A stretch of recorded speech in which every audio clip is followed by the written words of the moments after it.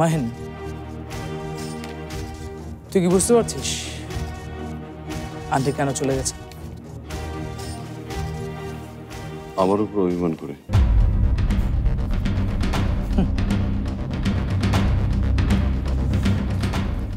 একদমই ঠিক না, অ্যাবসলিউটলি রং। তোর উপর অভিমান করে নয়, উনি রাগ করেছেন নন্দিনীর উপরে। কি উল্টাপাল্টা কথা বলছিস? আমার সাথে তর্ক হয়েছে, নন্দিনীর উপর রাগ করে কেন যাবে? হ্যাঁ, একদম ঠিক। তর্ক হয়েছে তোর সাথে, আর তুই নন্দিনীর জন্য পুরো অফিসের সবার সামনে আন্টির সাথে চিৎকার চেঁচামেচি করেছিস। নন্দিনী তোর কাছে আন্টির চেয়ে গুরুত্বপূর্ণ হয়ে উঠেছিল।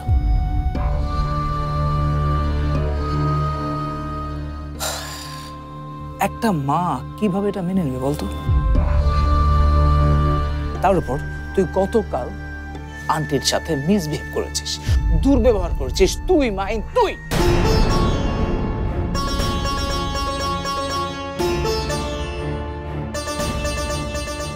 দেখ অপূর্ব, মার সাথে এর আগে আমার বহুবার তর্ক হয়েছে,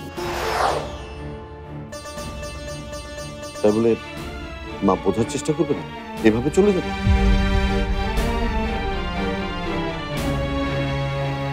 নন্দিনীকে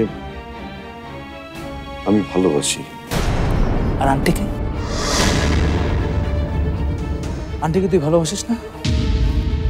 মাই, আগে তোর ভালোবাসার মানুষ ছিলাম আমি আর আন্টি, আর এখন ওই নন্দিনীর জন্য সব শেষ হয়ে গেল। হ্যাঁ অপূর্ব, আমি বুঝতে পারছি না তুই কেন বারবার নন্দিনীকে টেনে আনছিস। নন্দিনীর জন্য ভালোবাসা, মায়ের জন্য ভালোবাসা, সেটা কি এক? এটা কি কোনো তুলনা হয়? হ্যাঁ, টানছে এই কারণে যে তুই নন্দিনীর জন্য এতটা উতলা হয়ে গেছিস যে তুই ভুলে গেছিস তোর কাছের মানুষ কারা কারা তোর কাছে ছিল। আর এই কারণেই অভিমানে আন্টি তোকে ছেড়ে দূরে চলে গেছে,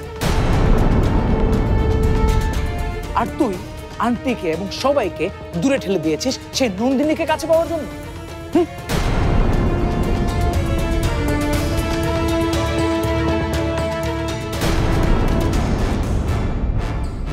কিন্তু নন্দিনী কি কখনো তোকে ভালোবেসেছে? তোর পাশে এসে দাঁড়িয়েছে?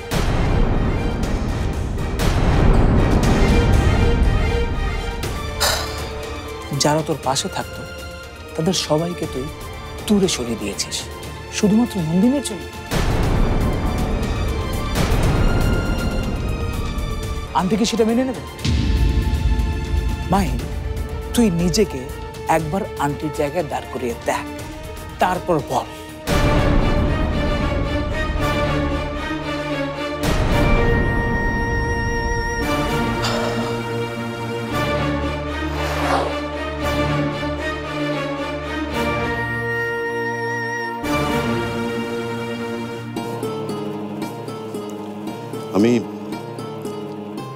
আমি তোর কথা বুঝতে পারছি।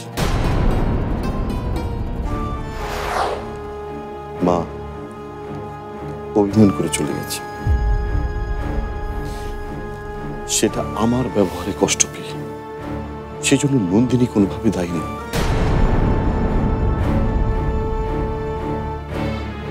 কিন্তু মা কি একবারও আমার অবস্থানটা চিন্তা করেছে? তার যে ছেলেটা কখনো কোনো মেয়ের দিকে তাকাতো না, কখনো কোনো মেয়েকে পছন্দ করতো না, মেয়েদের সবসময় ঘৃণা করত, সেই ছেলেটা হঠাৎ তীব্রভাবে একটি মেয়ের প্রেমে পড়ে গেল। সেটা কি এমনি এমনি অপূর্ব? এমনি এমনি? মা মা আমার অবস্থাটা কি মূল্য দিল? কি মূল্য দিল সে? দেখো অপূর্ব, আমি এখন এসব নিয়ে চিন্তা করতে চাই না। আমি আমার মাকে খুঁজে পেতে চাই, আমার মাকে।